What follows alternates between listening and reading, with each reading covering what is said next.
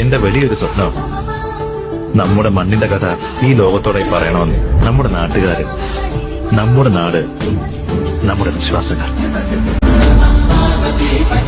Hara Hara Mahadeva Shambho.